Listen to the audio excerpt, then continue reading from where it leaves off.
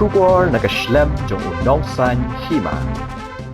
Nongelam kaseng Kongres Rahul Gandhi ula jingero yo Sohtrun bapenmi na Meghalaya hadin ba ulamat yo ni usok kat bo udangwan ya chenong po ribhoy akala sngiu blay.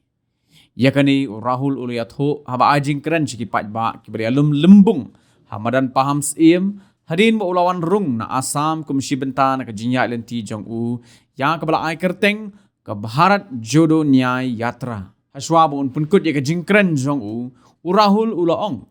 Hagapor bengidangnya wan shani ngila sange halenti ban mat yo Sohtrun. Kila don gini kichikme shikun kibala de yo Sohtrun bada Jingim Jonga ngam pujuyo mat ya ubakum uto Sohtrun.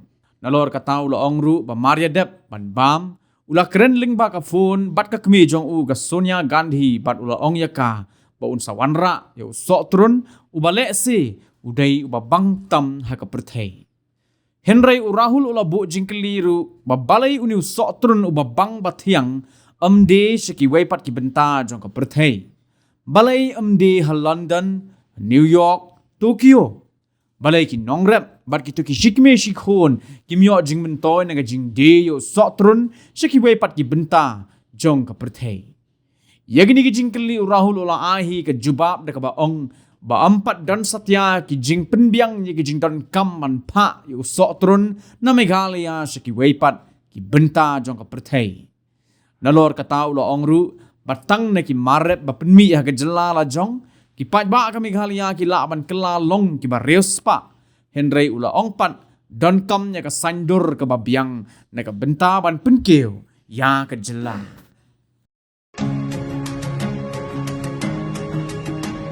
Today, when we were driving here, there was a daughter and a mother who were selling the pineapples on the side of the road. In my entire life, I have never had such a delicious pineapple. I called up my mother and I said, I'm bringing some of the best pineapple in the world to you. So two small questions.